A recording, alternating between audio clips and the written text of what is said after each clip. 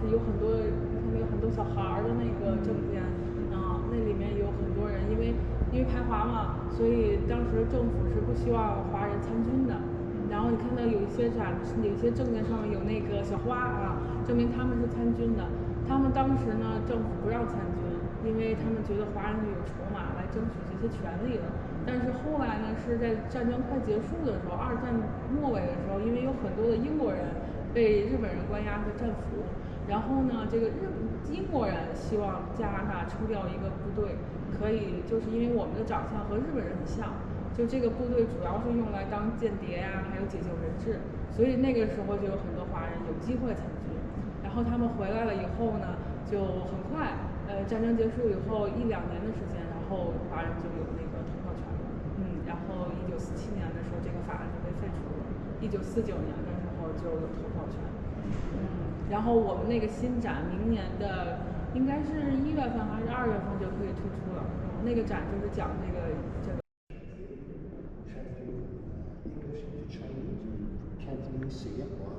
Into English for the officer. So thus far, June 30th, today's the last day, 55,000 have registered. Across the country, BC, that's how many has registered. Okay. And 3 in the Yukon is what that means. These are the beige certificates for the CI-45. Mostly for the local born kids.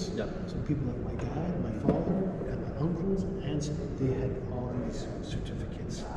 You see the Remembrance Day, November the 11th poppy? That means those people, even though they were not legal citizens, fought for Canada.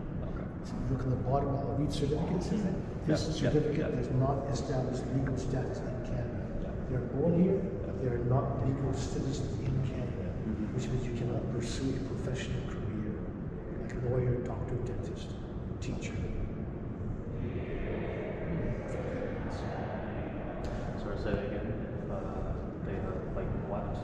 They cannot pursue a career as because to be a professional lawyer, a professional doctor, a professional dentist, professional, those organizations, before they let you become a doctor, you need to be a legal Canadian citizen. So if you are not a legal Canadian citizen, you cannot be professional. You can be here if you want to work in your restaurant, your tailor shop, your laundry shop, peeling potatoes. We don't need to this. But if you want a professional career, you need to. So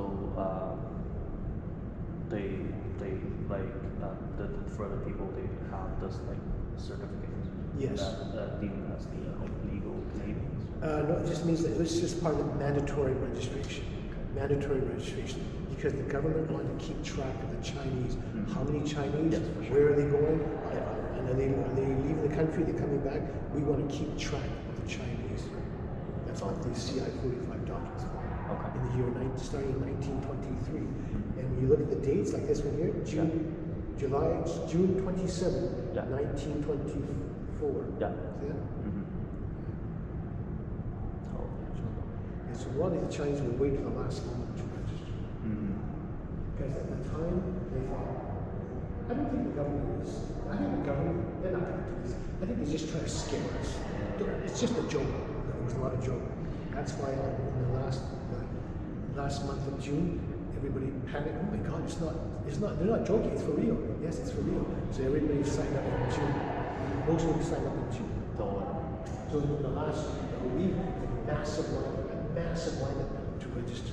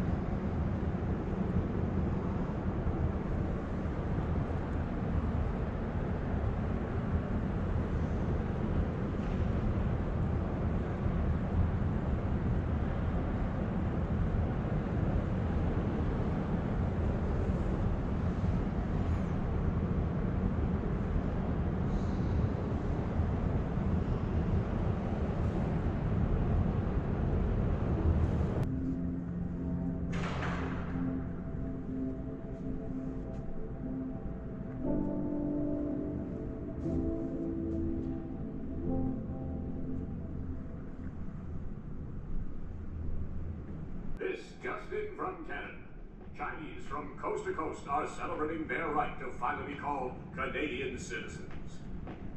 And the community also is rejoicing that the hated Chinese Exclusion Act is now dead. Get the boats and planes ready.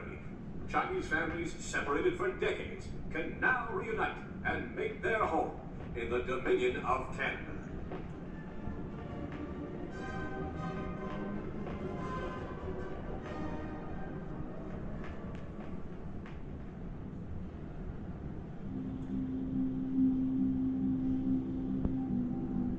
In May 1947, the Exclusion Act was repealed, and the government of Canada was voluble in its expression of more fairness and immigration, and a new page had been turned. However, that wasn't quite the case. I found in my research that 9 months later, actually no immigrants had been approved for arrival. Not one wife, not one child. 1947 was the repeal of the 1923 exclusion, but that didn't mean the kind of anti-Chinese exclusion somehow ended as well. It was actually restricted to family.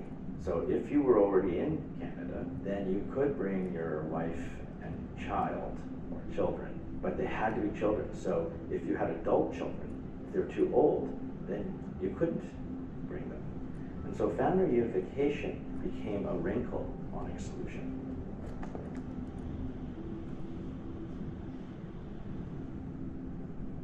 The immigration officials, in setting the age of 18 as one of the check marks against which a family could be reunited, meant that they were really focused on the age. And how do you know when a person is 18 or they're not 18? And so what they did is they hit upon the scheme of, we will use x-rays. And so this comes up in about 1951. My oldest brother's experience coming to Canada was that he was over the age limit at the time my father tried to bring him over. He was probably 22, I'm not too sure, but I think they used my sister's birth date, which was the younger sister to my eldest brother. She would have been 2 or 3 years younger than him. So then when he went for his medical exam, they found out that his sternum, his x-ray showed that he was more mature than 20 or whatever they said he was. So then the immigration department got back to my father and said, your son is too old to come over. He looks too old, he looks way over 21, but we can bring him over if you pay us a certain amount under the table. My father, of course, he would do anything to bring him over because it's his number one son, his first son. So of course he went through with it.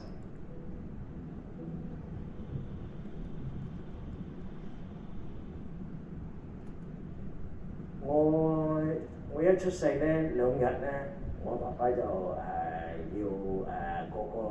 過返嚟加拿大啦。因為嗰時政府改變咧，如果你唔走咧，就要你留喺度，就唔准出去。所以我爸爸為咗個家庭，佢就忍痛都離開咗屋企人，再翻嚟加拿大。我係經過2次申請先嚟到移民到嚟加拿大，有個 interview 要問話，要問我啲 question， 問我啲 question 如果咩唔 match。我爸爸以前嚟啊，即係你咪講關於鄉下嘅情形。我第一次問話，細蚊仔11歲，又見到帶住一個老西人問話，咁細個見到都驚啦。你唔好講係西人啦，大人你都驚啦，問你啲話你都驚。查得好緊要，都要查㗎，問成個鐘頭，要問你好多 question。佢話問你飲邊個水井啊？你屋企又有，即係條村有幾多人啊？條村有幾多屋啊？同埋你住邊一條巷啊？邊條 aisle 啊？咁樣，同埋你間屋嘅你個 room 嘅窗係 face 東南西北邊都好個 direction 啊，嗰啲要問啲咁多 question 㗎。佢同埋咧就即係好多嘢屋企有咩有養過咩動物啊？咁樣嗰啲 question 咁樣嘅。但係佢話我講嗰啲 answer 唔 match 我爹哋唔得，話我唔係佢嘅仔，所以 deny 咗唔俾我嚟。我梗係 upset 啦。佢話因為佢話到明話係我講得唔啱啲 question 個 answer 唔啱，就所以到第二次申請嘅時候咧，我就好大壓力啦已經，好大 pressure。我驚呢次又失敗，就本來我係1961年嚟嘅，但係嚟唔到啦。就所以咧就 stuck 咗喺香港，咁喺嗰度讀書啦，後尾喺嗰度成長畢業，但係第二次申請都仲係用文碼，就要抽我啲血，嗰時咧就未有 DNA， 咁佢咧就話我個血型似 match 邊個，咁我嘅血型咧就 match 我爹哋，咁咧又抽我爹哋嘅血，又抽我媽咪嘅血，但好彩我唔係 match 我媽咪，如果 match 媽咪咧都唔俾我嚟㗎啦。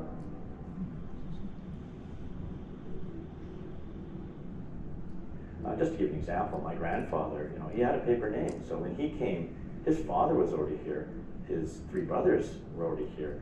But he had been adopted. And so he really didn't have official papers in his real identity now as the brother of these 3 people, as the son of someone already here.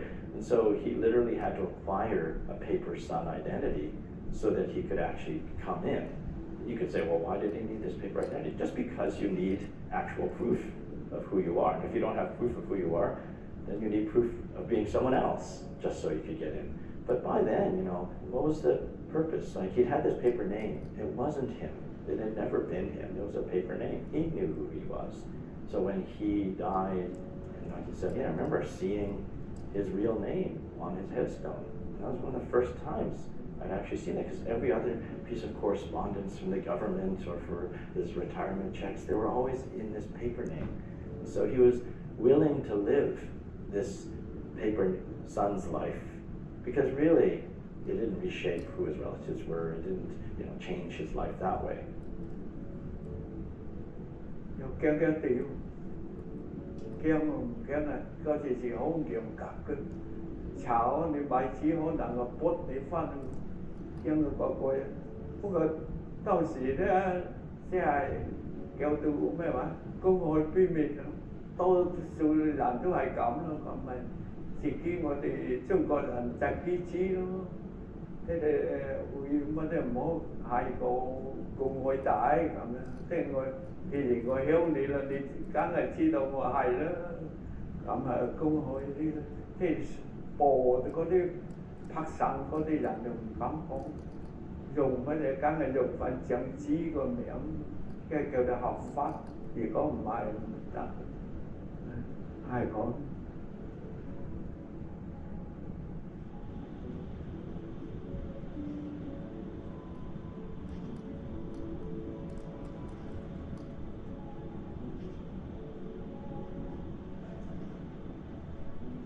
好似六天嚟嘅話，63嚟講6天嚟，我會嗰度改。嗰陣時政府收尾度轉翻啊嘛，即係轉我哋肯白叫做肯白，咁咪就自己肯白講翻用係我嘅真名，有好多人都有。話好多肯白咪申請啲嫁人來啊！即係有我嘅真名，我咪可以我又正式嫁住個皇室招真會咯。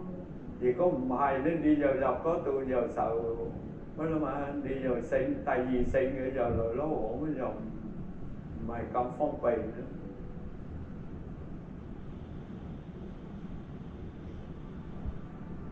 Well, as it was only 4.5 when I came to Canada, I think initially I viewed my father as my grandfather because he's quite old, white hair, very kindly. So for all intents and purposes, I thought it was my grandfather. And whenever he took me out, the few times that he did take me out, everybody would ask, "Is that your grandfather?" So that's my first recollections of my dad. My father's name was Yi Hing Chen. He was born in 1888 in China. He came to Canada at a fairly early age And like many in our generation, we never really got to know the history of our parents. Because he's a very quiet person. I mean quiet. He was a man of little words. He just suffered, never had a harsh word, but just was there all the time. He never told me anything about his previous life, which is unfortunate. But I guess they tend to try and forget some of that hardship. Well, I don't remember much about that reunion when we first landed here. My father came from Turner Valley. He came out to Vancouver to meet us. The story I hear is my mother said that I didn't know who my father was. So she said to me, "This is your father. You can call him Baba or whatever." And my brothers, being 20-something and my younger brother being 13, they hadn't had a father full time.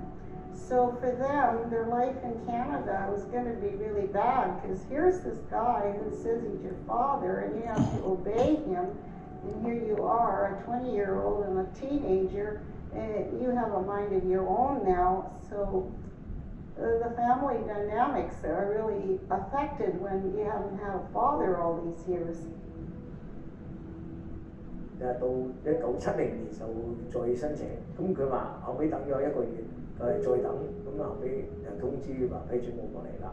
咁我嚟到咧，我因為21年，嗰時已經21歲啦，咁從來未見過爸爸，又未叫過爸爸，咁睇嘅鄉下同埋香港見啲人好羨慕，有爹哋有媽咪，我只係有媽咪，咁所以我同我媽咪感情好好，因為不嬲都同佢一齊成長。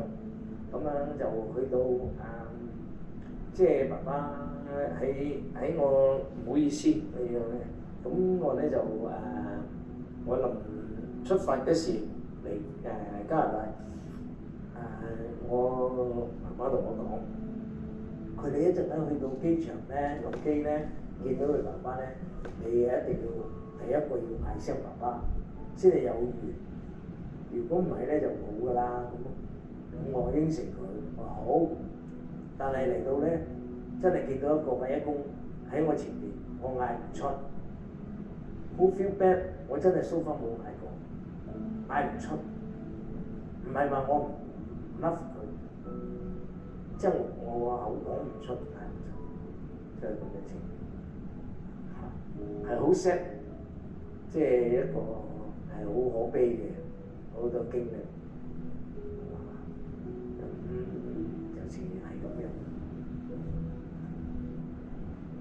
I think about my own mother, for instance, and how she lived her whole life until she was 28 years old in a village in China. Her father was in Canada.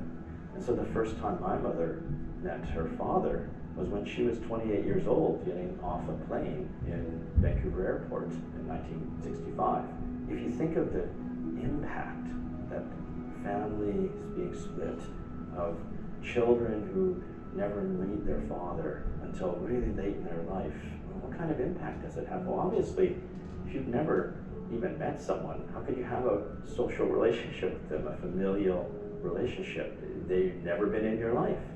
And so that's both often a loss for a child to never have known a father. That shaped generations of children growing up. Wives having to fend for themselves or raise children, and I think that's something that really has shaped family formation in Chinese Canadian communities in the 20th century. All those people in aggregate who weren't able to form trusting, even loving relationships with family members. Like my mother, you can look at her paperwork and say, yeah, she's 28 years old. It's the first time she comes to Canada and she can meet her father. But how can you understand the kind of traumatic effects on someone's life, on how they grew up, on how that even affects their own children? When I think about the effects of the Chinese Exclusion Act 100 years ago, I see the roots of a very much made in Canada response and a growth of the anti-discrimination movement. Overall, what does the Chinese community want? I mean, they want hope, they want legacy, they want a future for their children. And we are that hope, that legacy. And so in that way, I see us as the carriers of that memory.